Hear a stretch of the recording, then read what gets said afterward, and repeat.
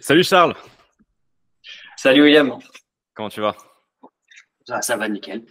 C'est Yes. bien, c'est la rentrée, là, il y a du taf. Exactement, exactement. Et aujourd'hui, on se retrouve pour parler d'un thème que tu maîtrises particulièrement puisqu'on va parler de setting. Avant qu'on commence, est-ce que tu peux peut-être t'introduire un petit peu, expliquer voilà, pourquoi aujourd'hui tu es le GOAT du setting en francophonie? Le GO, je sais pas, mais en tout cas, pas mal charbonné sur le setting. Euh, pour présenter très brièvement, moi, à la base, j'étais à l'armée. Donc, je fais 5 ans à l'armée, j'étais pendant 5 ans parachutiste. Et j'ai découvert le setting vraiment parce que j'avais pas de diplôme et j'avais besoin de transformer, on va dire, une aisance orale en argent, en euros. Et du coup, c'était, on va dire, la parfaite activité pour pouvoir transformer mes mots en euros. Ok, Du coup, on est vers le setting en 2021, je crois, fin 2020, 2021. yes, ok, donc tu as commencé en tant que setter. Aujourd'hui, tu Ouais, peux expliquer un petit peu comment tu es parti du setting en fait et jusqu'à où tu es arrivé grâce à ça? je suis encore dans le setting, mais c'est vrai que moi, je dis souvent, le setting, c'est un peu une porte d'entrée dans l'infoprenariat, parce on est à un endroit de l'entreprise où on voit tout, on touche un petit peu à tout. Donc, j'ai commencé par le setting. Donc, au début, voilà, j'ai fait ma première commission, mon premier argent sur Internet. J'ai touché du doigt en fait, c'est vrai, ça marche. Et du coup, j'ai vraiment charbonné pendant, ouais, on va dire, vraiment 1 an et demi, 2 ans à faire vraiment que du setting à fond. Mhm. Et quand j'ai vu que ça marchait et que j'ai vu que je pouvais donner des conseils, aider les gens, je me suis tourné un peu plus vers la formation des setters et aussi à manager des équipes de setters. Donc Ok, aujourd'hui, au sein de l'agence, mon rôle, c'est de recruter les setters, les former, les manager et faire en sorte que ce soit dans les meilleures conditions possibles pour on va dire, générer un maximum de revenus avec cette compétence. ok. Top. Est-ce que, peut-être pour ceux qui ne savent pas ce que c'est exactement un setter, Ouais. tu peux définir le setting et après, il y a aussi pas mal de sous-catégories, inbound, outbound, tout ça. Est-ce que tu peux nous expliquer un peu la différence entre ces différentes compétences au sein du Ouais. setting? Moi, ce que j'aime bien dire pour définir le setting, c'est un setter, il interagit avec l'audience d'une entreprise. Voilà. En vrai, quand on dit ça, on a quasiment tout dit. Euh, donc, si l'entreprise elle n'a pas déjà d'audience, elle n'a pas créé de l'attention, ça va être très dur pour un setter de travail. Donc, le but du setter, c'est de discuter, de créer des conversations, de créer de la confiance avec des gens qui sont intéressés par le produit d'une entreprise. Et Mhm. c'est là qu'on vient en inbound et outbound. Ce que c'est que inbound, c'est tout ce que l'entreprise va attirer à elle, ou tous les clients potentiels que l'entreprise va attirer à elle. Donc, le setter, il va interagir avec ces gens-là. Et outbound, du coup, c'est en dehors de la zone d'influence de l'entreprise. Ça a été clair comme ça ou Yes. Donc, pour donner un exemple, si je me permets, hein, mais vas-y, vas-y. tu fais un appel à l'action sur une story, il y a des gens qui réagissent. Donc, du coup, on va plutôt être sur de l'inbound parce qu'il y a une première action Ouais. qui est faite par la personne et là, on vient juste prolonger la relation avec le setter. L'outbound pur et dur, c'est ce que les plus anciens, entre guillemets, pourraient assimiler à du call call où tu te prends une liste de personnes qui sont en dehors du reach en dehors Ouais. du reach de l'entreprise, entre guillemets, et toi, tu vas venir démarcher, contacter pour créer un intérêt pour la boîte. Et l'idée aujourd'hui, c'est que toi, tu formes les personnes sur ces deux aspects-là. Donc, comment tu traites des personnes qui ont une intention, une interaction avec l'entreprise et comment tu vas créer aussi une première interaction avec l'entreprise en allant chercher du outbound. C'est ça. En gros, l'outbound, c'est pour un peu ça comme du porte-à-porte, quoi. Tu Ouais, vas toquer chez les gens et tu mets ta cravate, tu portes pas ta caisse et tu vas leur poser des questions. Alors que l'inbound, c'est vraiment eux qui ont porté un intérêt, qui ont mis leur mail, qui ont appelé d'eux-mêmes et qui ont déjà, on va dire, une première étincelle de motivation qui est là. Alors sur l'outbound, c'est à toi de créer cette étincelle. yes. Et donc, le rôle du setter, c'est aussi de créer des rendez-vous pour les closers parce que les deux rôles fonctionnent de pair en général. Ouais. Euh, Est-ce qu'aujourd'hui, tu pourrais nous expliquer pourquoi le rôle du setter est tant recherché? En fait, le métier de setter, il a toujours existé. Quelque part, c'est apporteur d'affaires. C'est parler d'un produit de quelqu'un d'autre et lui amener des clients. Genre, ça a toujours existé dans l'immobilier, ça s'appelle agent immobilier. Dans n'importe quel pays où tu vas, il y a des gens qui vont te présenter d'autres produits. Ah, tu devrais aller manger chez cette personne, tu devrais aller en tel hôtel. Et c'est vrai, ils prennent des commissions. En fait, c'était des setters avant l'heure, quoi. Donc, ça a toujours existé, sauf que là, aujourd'hui, c'est optimisé pour le monde digital et des produits en ligne. Yes. Et le gros avantage aussi du setter, c'est qu'il n'a pas à finaliser la vente. Il a Exactement. vraiment ce travail de premier contact. Est-ce que tu peux développer un peu peut-être là-dessus Ouais. En fait, c'est vraiment important que le setter il comprenne sa zone d'action pour laisser derrière au closer, au commercial, sa zone d'action aussi. C'est vraiment un travail d'équipe où il y en a un qui fait la passe décisive et l'autre qui a besoin du petit geste final de la dernière touche pour marquer le but et pour que toute l'équipe gagne. Yes. Vraiment, le but du setter, c'est d'utiliser les armes du setter et pas les armes d'un commercial ou d'un closer pour pouvoir créer de la motivation et créer de la confiance. Donc, c'est là où ça peut être un petit peu touchy, où faut rester en sa zone de jeu, quoi. Yes. Ouais, non, et la métaphore que tu prends avec la passe décisive, c'est exactement ça. C'est que c'est pas le rôle du setter de conclure la vente et de marquer le but, c'est le rôle de mettre euh, la balle entre guillemets dans les pieds du closer, enfin du buteur, pour que lui, il ait juste à faire le dernier geste avec précision et perfection. Et le but, c'est qu'il lui envoie le maximum de passes décisives tout au long de la journée. Ok. Maintenant, je sais pas si tu vas être d'accord avec moi là-dessus, mais c'est vrai qu'aujourd'hui, sur le marché, donc moi je l'ai constaté du point de vue closing, qui est plus mon expertise, mais il y a une décorrélation entre euh, ce que cherchent les infopreneurs et l'offre de closer qui leur est proposée.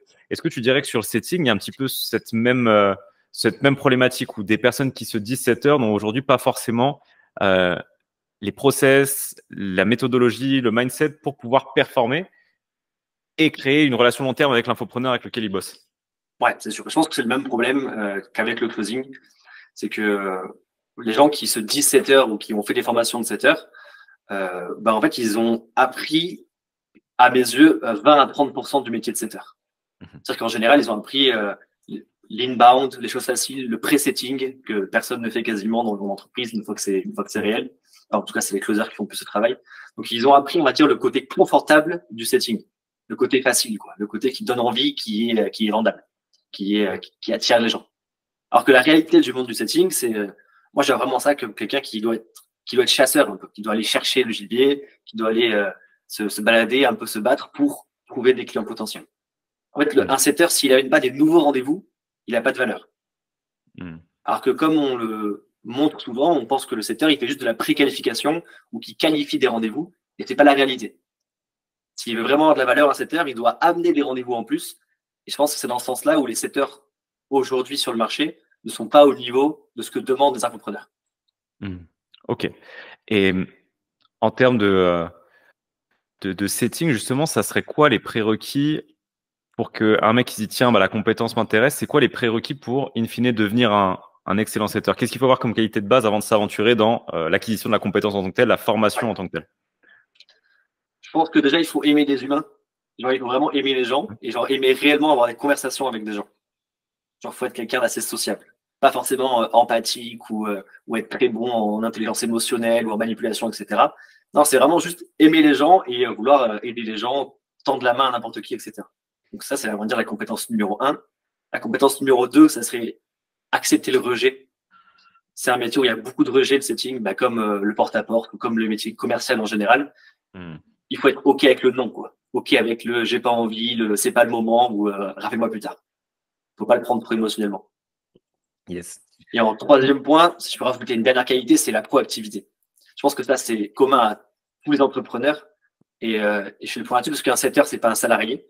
C'est un entrepreneur qui est recruté par un infopreneur. Donc, il faut être proactif, quoi. Il faut pas attendre que le boss dise oui, bah, t'appelles ces gens-là, t'envoies ces messages-là, t'envoies ces mails-là. Il faut proposer, faire des choses, demander, sans forcément avoir l'autorisation tout le temps. Yes. Ouais, donc c'est presque. J'aime bien utiliser le terme d'intrapreneuriat parce que tu rentres dans une structure en fait où tu peux faire un peu le. Quand tu viens du monde salarial, tu arrives quand même dans une structure où il y a des process en place, donc tu as tendance à des fois vouloir te laisser un petit peu porter. Or, c'est ceux qui vont être facteurs de comment dire, force de proposition, qui vont créer des opportunités, tout ça, qui vont aussi se permettre eux-mêmes de passer, passer un step en prenant la responsabilité de l'onboarding des nouveaux setters, par exemple, ou carrément prendre un pôle chez un autre client, tu vois, quand tu travailles dans une agence qui travaille avec plusieurs clients. Donc, ouais, c'est hyper intéressant. Les opportunités que tu peux avoir, d'ailleurs, en tant que setter, c'est quoi un peu la journée type d'un setter? Peut-être un setter part-time et full-time, parce que tu peux être les deux au final. Si tu commences avec un setter part-time, ça ressemble à quoi un peu une journée de setter? Bon, ça va dépendre des équipes, encore une fois. Ça dépend si c'est une grosse structure ou une petite structure ou c'est une entreprise qui génère déjà des centaines de milliers d'euros ou un entrepreneur plus débutant. Mais en général, ça commence toujours par le matin, un petit rendez-vous avec l'équipe pour on va dire les objectifs de la journée, la motivation du jour, l'organisation, les points clés à atteindre aujourd'hui. Et après, pour un setter en part-time, ça va être à peu près, on va dire, 2 à 3 heures de travail Et pour un full-time, jusqu'à 5-6 heures, c'est vraiment en fonction des besoins de l'entreprise. Et après, la journée, elle est assez, on va dire, un 7 heures, il faut quand même qu'il soit disponible au moment où les gens sont disponibles. Donc, ça sert à rien de travailler à 5 heures du matin, ça sert à rien de travailler à 23 heures. C'est vraiment, il faut être disponible aux heures où les gens sont disponibles, donc entre midi et 2, le soir de 17 à 20 heures, etc. C'est là où on a le plus de chances d'avoir d'être en contact avec d'autres humains. C'est important. Et après, ça va vraiment être assez différent. Il va y avoir des appels à passer, il va y avoir des mails à envoyer, il va y avoir des SMS, des choses à faire sur LinkedIn, des choses à faire sur Instagram, des choses à faire avec des vocaux sur WhatsApp. Donc, il y a plein, on va dire, d'outils à savoir utiliser en tant que setter. Et ça fait que la journée, elle n'est pas trop redondante. Et il y a vraiment toujours quelque chose à faire. On ne peut pas s'ennuyer, en fait, quand on fait du setting. C'est quoi le profil type justement On a parlé un peu des prérequis tout à l'heure, mais là, tu vois, c'est si tu dois faire. Souvent, tu sais, on travaille avec un persona quand on fait du marketing pour cibler notre client type. Ça serait quoi un peu le persona de l'étudiant parfait en setting qui va cartonner derrière en étant bien accompagné? Ouais, bah, je le vois, moi, parce que dans les gens que j'ai managés et qui réussissent hyper bien et qui maintenant arrivent vraiment à en vivre bien, souvent, c'est des gens qui ont, on va dire, un autre projet en parallèle et qui ont un vrai pourquoi solide de apprendre ses compétences et générer des revenus. Sur quelqu'un qui va à côté monter une entreprise ou qui a un projet de peu importe quel projet en micro-entreprise, il va avoir besoin de compétences simples, c'est-à-dire démarcher des clients, trouver des curieux et transformer des curieux en clients potentiels. Et ça, c'est ce qu'on fait avec le setting. Donc, quelqu'un qui a besoin de générer des revenus et d'apprendre les compétences, il va avoir 2 fois plus envie, 2 fois plus la dalle que quelqu'un qui veut juste faire un complément de revenus. Hmm. Et d'ailleurs, en parlant de complément de revenus, euh, il y a le part-time, il y a le full-time, et bien sûr, plus tu fais de volume, théoriquement, plus tu peux générer de cash. Est-ce que tu pourrais donner des fourchettes pour que quelqu'un qui se dit, tiens, moi, ça m'intéresse de faire du setting, peut-être en parallèle d'une activité, comme tu viens de le mentionner, pour sécuriser un premier revenu sur, allez, 2-3 heures par jour, c'est quelque chose qui peut matcher. À quoi il peut s'attendre et c'est quoi un petit peu qui va influer le fait de gagner plus ou moins d'argent quand tu es setter? Ouais, là, en fait, c'est un setter, il est directement payé en pourcentage du produit qui va setter. Donc forcément, plus on travaille avec un produit qui est cher, donc qui est dans les tranches hautes à 5 000, 10 000 et plus le pourcentage est élevé. Et plus le produit s'approche des 1 500 euros, moins les coms sont élevés, ce qui est logique quand on travaille avec un pourcentage. Donc en général, pour ce qu'on appelle un produit high ticket, donc c'est à peu près entre 2 et 4 000 euros, on peut s'attendre en tant que setter à quelqu'un qui est rigoureux, qui travaille bien, qui est régulier surtout, à gagner entre 2 et 4 000 euros. Ok. Ouais, donc 2 et 4 000 euros pour 3 à 4 heures, 3 à 4 heures par jour, tu dirais, ou c'est plus. Ouais, 3 à 4 heures par jour. 3-4 heures par jour, mais pas pour un débutant. Parce qu'en fait, il faut savoir qu'un débutant, il va peut-être mettre 7-8 heures à faire ce qu'un setter confirmé fera en 3-4 heures. Parce Ça qu'il serait quoi la différence? il va être beaucoup plus avec les process, il va faire des appels qui sont plus courts, il va pas passer 20 minutes avec des profils qui sont pas qualifiés, il va aller plus straight to the point, il sera plus précis, on va dire, dans les questions qu'il va poser. Et du coup, un setter débutant qui va mettre 6-7 heures à travailler, à booker des rendez-vous, un setter plus confirmé avec plus d'expérience, il le fera peut-être en 2-3 heures. Donc c'est pour ça que l'évolution, on va dire, au niveau des salaires ou des commissions qu'on peut avoir, elle évolue assez vite parce qu'en fait, on travaille plus efficacement, on est plus efficient quand on maîtrise les logiciels et qu'on maîtrise mieux ces outils. Yes, donc très clair. Donc au final, ta rémunération, elle augmente aussi parce que ta productivité augmente et tu arrives à générer plus en moins de temps parce que tu es plus efficace, plus efficace sur les process, mais plus efficace sur la compétence métier pure dans les discussions. Tu arrives plus à aller, comme tu dis, straight to the point. Ok. Là, c'est de la logique pure. Hein. Si tu fais un appel qui dure 15 minutes et que l'autre fait un appel qui dure 7 minutes, il travaille 2 fois plus vite. Donc, dans le même laps de temps, il peut interagir avec 2 fois plus de prospects, donc booker 2 fois plus de clients. C'est mathématique. Yes, très clair. Et c'est quoi les qualités que tu développes, tu vois, quand tu as fait un peu de setting? Ouais. C'est quoi les qualités, même, tu vois, on va dire les skills que tu as développés et qui après peut-être sont transférables sur d'autres choses. Tu vois, quand tu fais peut-être 3 à 6 mois de setting, pardon, qui est-ce que tu deviens à l'issue de ça? En fait, tu deviens un as de la conversation. Tu deviens très bon pour créer de la confiance et pour créer très vite une connexion avec un autre être humain. Parce que vraiment, en tant que setter, tu as 2 minutes pour faire tes preuves, quoi. Je dis souvent, on n'a qu'une seule occasion de faire une bonne première impression. Et dans le métier de setter, c'est que ça. Tu fais des bonnes premières impressions toute la journée. Donc, il faut tout le temps avoir un haut niveau d'énergie, transmettre beaucoup de bonnes ondes à travers la voix. Et du coup, c'est important de prendre soin de son énergie, d'arriver toujours avec la patate dans n'importe quel appel pour maximiser les chances de créer de la confiance très rapidement. Et ça, du coup, quand on sait le faire au téléphone, au travail, on sait le faire dans la vie de tous les jours avec tout le monde. Yes. Donc ça, c'est une compétence un peu qui passe partout, quoi. Impeccable. Et qui peut déboucher sur d'autres compétences aussi derrière, commerciales de manière générale. Yes. OK. Là, au sein de Monetrize, tu as cette responsabilité des setters, donc tu es le manager des setters. Est-ce que tu peux nous en dire un petit peu plus sur ce rôle-là? Comment tu es arrivé à ce rôle-là? Au bout de combien de temps en setting pur et dur? Et comment ça se passe en tant que manager de setter? Quel est ton job? Déjà, pour en arriver là, on va dire pendant 1 an et demi, j'ai fait du setting. Et après, pendant 6 mois, j'avais un peu le rôle de manager sans avoir vraiment l'étiquette sur le front et les coms qu'elle est avec. Donc, je faisais, on va dire, c'est moi qui organisais un peu l'équipe, qui gardait la motivation élevée, etc. Et du coup, après, quand j'ai commencé avec l'agence Monetrize, j'ai pris directement le poste de manager. Et là, ce qui est important, c'est d'être vraiment au contact des gens avec qui on travaille, au contact des setters. Comme je disais tout à l'heure, un setter, il a besoin de savoir tanker le rejet, de savoir tanker la négativité. Et c'est bien du coup d'avoir une équipe qui est très soudée, qui est très positive, qui arrive tous les matins avec le smile pour commencer la journée avec un haut niveau d'énergie. Parce que si on commence la journée et qu'on fait la gueule et qu'on boit notre café et qu'on est, on peut pas derrière prendre des appels de setting et booker des rendez-vous, quoi. Donc c'est important d'arriver et de donner un maximum d'énergie, un maximum de positif à ton équipe, parce que tu sais que derrière, elle va charbonner et que c'est pas tout le temps facile. Yes. Et d'ailleurs, c'est une de tes forces aussi. Enfin, je le vois, tes gars te sont hyper fidèles parce que tu arrives à insuffler cette énergie, tu arrives à incarner ce côté leader. Et c'est pour ça qu'on est super content aussi de travailler avec toi. Pour conclure un petit peu, est-ce qu'il y a quelque chose que tu aimerais partager comme ça si tu devais parler à quelqu'un qui s'intéresse un peu au business en ligne ou peut-être qui a même essayé de lancer son business en ligne, mais tu vois, quand tu n'as pas toutes les compétences au début, c'est pas évident. Quel conseil tu pourrais lui donner, tu vois, par rapport au setting et est-ce qu'il devrait le faire ou pas le faire selon toi? En fait, le setting, concrètement, il faut avoir envie de se lancer dans une aventure qui est 100% humaine. C'est que des compétences humaines que tu apprends dans le setting. Tu vas travailler très proche avec une équipe, très proche aussi avec l'équipe des closers ou des commerciaux. Et du coup, il faut vraiment aimer les gens, aimer travailler en équipe. Enfin, c'est pas fait pour quelqu'un qui veut travailler tout seul dans son coin et qui veut faire des sites internet ou faire une agence où il y a besoin que des compétences, on va dire, techniques. Là, c'est beaucoup de compétences sociales et un haut niveau d'énergie. Moi, ce que je conseille aux gens qui veulent se lancer dans le setting, c'est il faut laisser passer le temps de l'apprentissage et on ne peut pas faire l'économie du temps. Il y a trop de gens qui essayent 1 mois et qui disent « Oh, j'ai essayé, c'était trop dur ».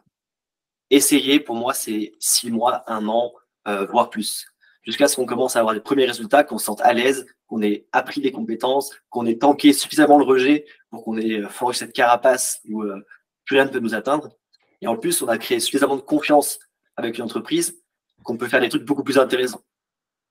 Enfin, je sais pas, toi, William, mais imagine, là, je prends ton compte Instagram. Est-ce que tu ferais confiance à quelqu'un que tu as recruté il y a moins d'1 mois? Gérer voilà, pour avoir ta page Instagram, écrire à tes clients, écrire, j'en sais rien, ou même avec des gens qui sont déjà clients à toi. Du coup, avoir le temps de créer cette confiance, il faut s'engager assez, on va dire, sur le long terme pour pouvoir performer. Quelqu'un qui veut venir juste pour essayer, ça marchera pas. C'est la réalité, hein, je veux pas. Ouais, mais t'as raison. T'as raison. En fait, ça demande un minimum d'engagement. Et c'est comme tout. C'est comme si tu rentres dans une salle de sport et tu t'attends en 1 mois à devenir le mec le plus tanké de la salle. Quand tu débutes, il y a toujours une courbe d'apprentissage. Et ça, pareil, moi, sur les closers, je le vois. La réussite, elle se cache pas derrière ton premier ou ton deuxième mois, mais c'est au bout des 6 mois, 1 an que tu as tanké le truc. Tu vas comprendre les subtilités de ta tâche, tu vas réussir à développer une certaine résilience, tu vas trouver une meilleure organisation de travail, tu vas être plus productif. Voilà, tu vas développer tout un tas de qualités qui ne peuvent se développer qu'à travers l'expérience. Et l'expérience, malheureusement, elle se fait presque exclusivement avec du temps. Tu peux pas avoir, tu peux pas avoir 10 ans d'expérience en 1 an. Non. Tu vois, c'est compliqué. Tu peux pas échanger avec 10 000 clients en 6 mois. Et en fait, dans le setting, on a beaucoup de conversations avec beaucoup d'humains. Et chaque humain est unique, cette conversation est unique. Et du coup, chaque appel qu'on passe, il nous apporte quelque chose. Et du coup, bah, en fait, voilà, il faut en faire, quoi. On ne peut pas faire l'économie de l'entraînement. Et c'est pas juste en regardant des vidéos ou en écoutant les autres bosser qu'on devient meilleur. C'est vraiment en étant sur le terrain, en se confrontant au réel, en étant au téléphone avec les prospects, qu'on devient meilleur et qu'on devient un meilleur setter. Yes.